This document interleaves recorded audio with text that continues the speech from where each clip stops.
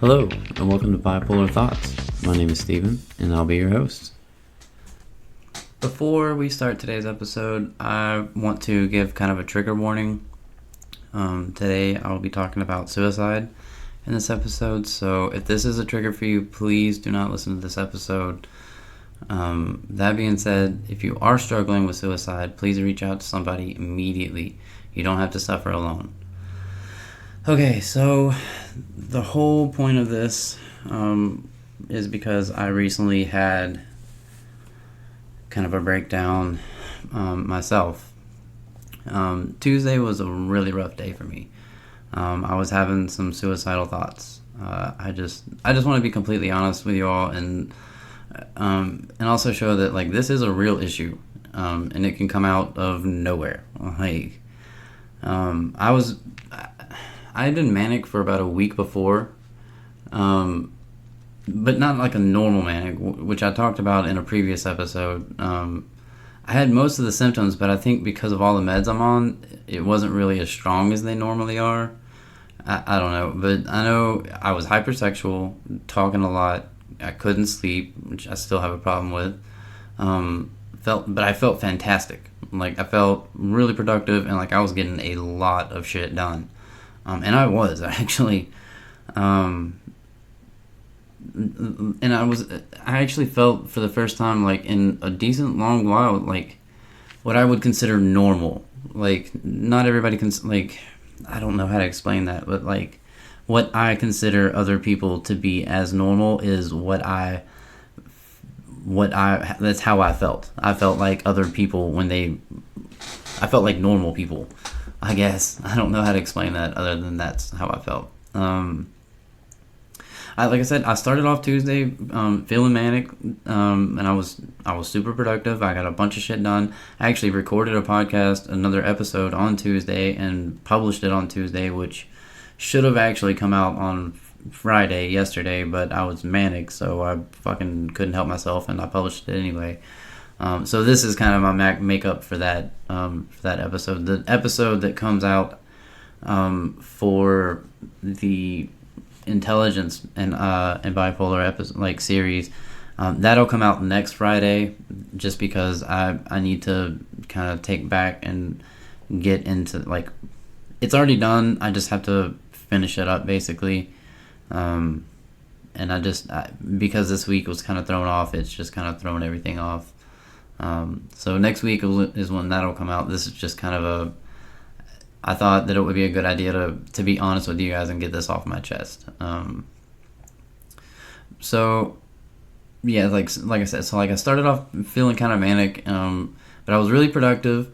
And I don't know exactly at what point in the day it switched. It was like a switch was flipped, and then like someone else took over.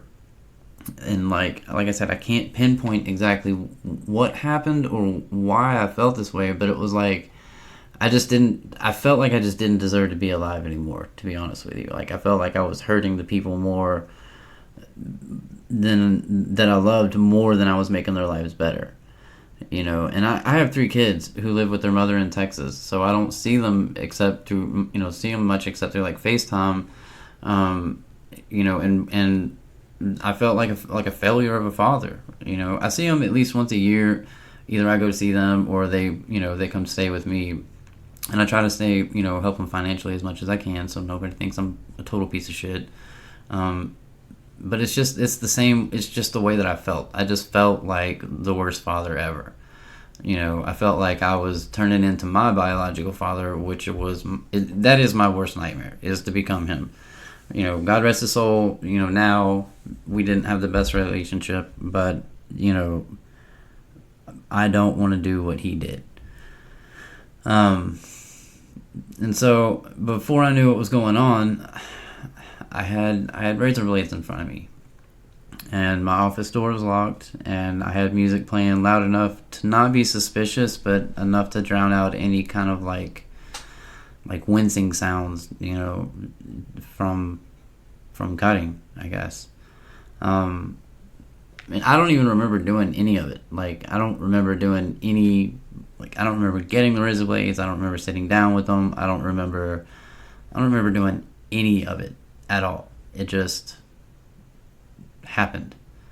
It, it was like doing something I don't want to be doing, but and like someone else was in control, and all I could do was watch. And the next thing I know, I heard a knock at the door, and it like snapped me back.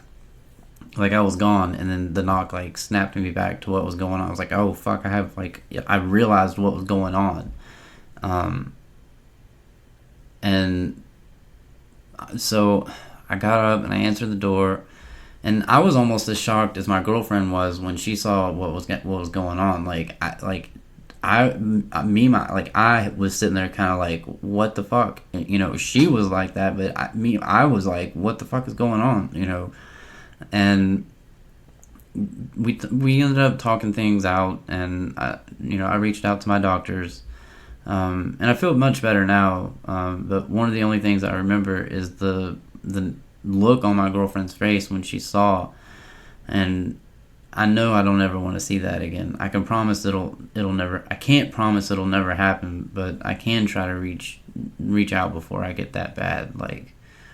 And that's kind of like what happened here. Is like, I think because I was like, so this was the first time I'd had a manic episode in a very long time, and I think because it was such the first one, and it was an extreme one, not like to the extreme of like unmedicated mania, but it was an extreme medicated mania, if that makes sense to anybody. And so because of that, I had a really high, and when you have a high, you always come down and have a low, and because I was so high, I went so low. And the thing is like I've had lows. I've had several lows, even medicated. Like I still feel lows all the time.